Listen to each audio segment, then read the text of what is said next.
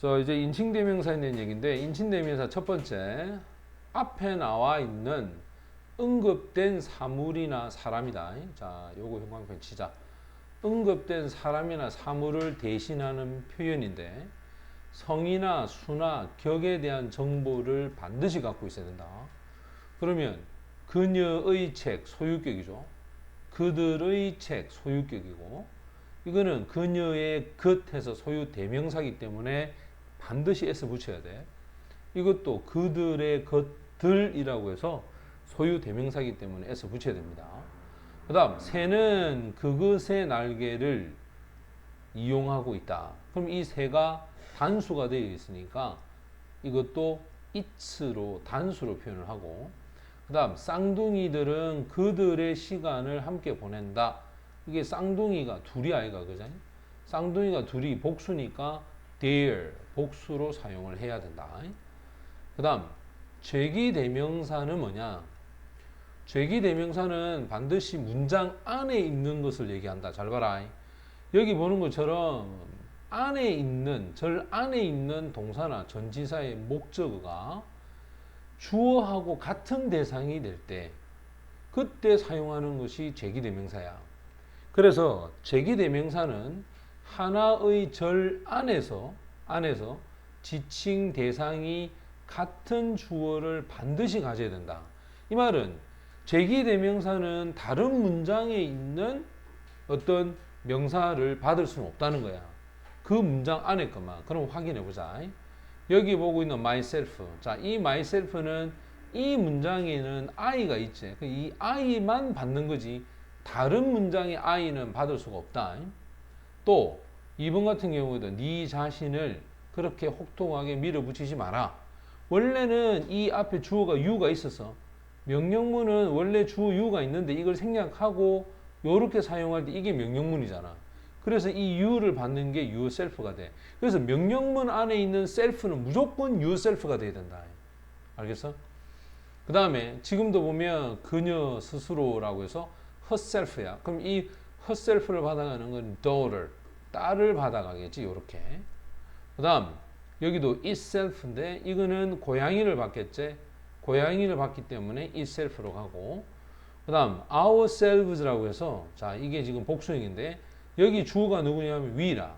그럼 이 we를 받는 게 ourselves가 되겠고, 그 다음 여기 themselves야. themselves.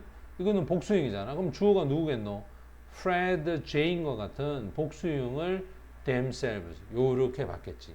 그래서 항상 죄기대명사는 그 문장 안에 있는 것을 받지 앞 또는 뒤에 있는 다른 어떤 문장에서의 대명사를 받지는 않는다. 요거 기억해 두고, 그 다음 that과 those에 대한 얘기다. 요거는 시험 문제에 출제가 좀 된다. 2번 정도 발표하자. 이미 문맥 안에서 언급이 되어 있는 사람, 사물, 사건을 나타내는 명사구, 이거를 대신할 때 쓰는 것이 that과 those인데, 즉 한 문장의 중복을 피하기 위해서 사용하는 거야. 단수에 해당하는 경우일 때는 that을 쓰고, 복수에 해당하는 경우일 때는 those를 씁니다. 자, 그러면 여기 있는 that, 이 that이 받아가는 건 뭐냐면 바로 앞에 있는 이 오케이 액센트가 되겠죠. 자, 요 액센트입니다. 자, 문제는, 가장 큰 문제는 액센트다. 그 액센트는 나에게 어렵다. 이렇게 돼서 앞에 있는 액센트를 받고, 친구에 대한 손실, 자 요거 있지, the loss, 이것은 바로 갈비뼈의 손실과 같다. 이 that도 앞에 있는 loss를 받습니다. 그 다음에 여기 보면 필수적인 bill, 청구서, 이것을 지불합니다. 그것도 난방에 대한 those, 이 those는 앞에 있는 청구서를 받겠죠. 그 다음에 여기 보고 있는 those야. those, a great number of, 수많은, those는 항상 사람들을 받아갈 때 쓰지. 그럼 여기 사람들이 요 사람들이야. 바로 어떤 고용을 찾고 있는 사람들. 이 사람들이 바로 결혼한 여자들이 많다. 이런 뜻이 되겠지. 그래서 한 문장에서는 같은 단어 2번 쓰지 않기 때문에 가능하다면 단수일 때는 that, 복수일 때는 those를 이용해서 앞에 거를 받아가는, 이거는 수능에서도 출제가 한 2번 됐다. 그 다음, 자, 네 번째 마지막 내용을 보면 both, either, need에 대한 얘기인데 원래 both가 두 개를 나타내지. 그리고 either는 둘 중에 하나야. 따라서 이건 단수. 이거는 두 개를 나타내기 때문에 이거는 복수. 됐나? 그 다음에 neither. 자, neither라고 하는 것은 둘 중에 어느 하나도 해당되지 않는다. 됐지? 지금 같은 경우에 보면 both 두 개를 얘기합니다. 그러면 두 집에 대한 그 둘 다에 있어서 이런 뜻이고, 그 다음 여기도 both야. 아마도 둘 다야. 그러면 지금 보고 있는 이게 meat egg를 받는 거지. 이거 중에 하나였으니 둘 다를 받는 거는 meat and egg가 되겠죠. 그 다음 항상 either를 쓰고 나면 그 뒤에는 복수가 돼야 돼. 두 언어 중에서 각각 하나 이렇게 되거든. 그러니까 뒤에가 두 개가 안 돼버리면 either를 쓸 수가 없다는 뜻이야. 그리고 부정일 때 not either를 주는 게 뭐겠니? 지금 보는 것처럼 need가 되는 거야. 됐어? not either를 줄이면 need가 됩니다. 그리고 need라고 하는 것은 둘 다 복수로서 부정을 나타낼 때 쓰자는 거지. 지금 같은 경우에도 하나는 선택하고 또 다른 것을 선택하지만 어떤 것도 그녀의 만족을 주지 못했다. 그럼 이때 어떤 것 하면 앞에 말했던 하나나 또 다른 것이 두 개 아이가, 그죠?